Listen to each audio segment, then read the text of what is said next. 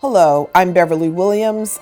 I'm author of Get the Job Done, an employment advice book for people of all ages.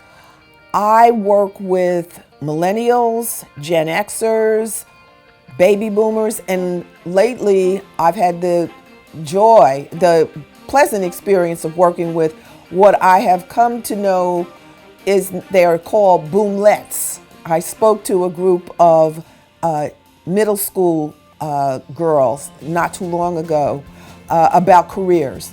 And it was just very rewarding to see how engaged they are.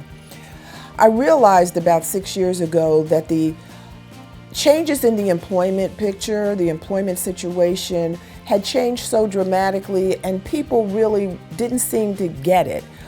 They understood that they couldn't pick up a newspaper and find a job any longer. There weren't classified ads the way there used to be. And they knew that they had to go online to apply for jobs.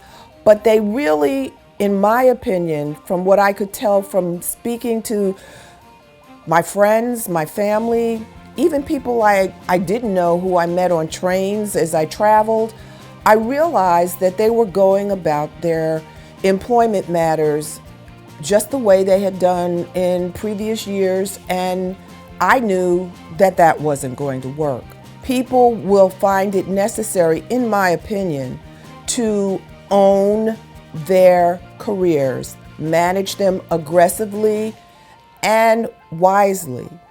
They're going to need to think differently about staying in one place, in one location, living in the same place where they grew up. I'm passionate about helping people change the way they think about employment. I'm passionate about helping people, young, old, whatever the age, whatever the background. I'm passionate about helping them create and develop, identify multiple income streams, because we're going to need to have more than one way to earn a living, more than one way to provide for our families. One way of doing it is not enough.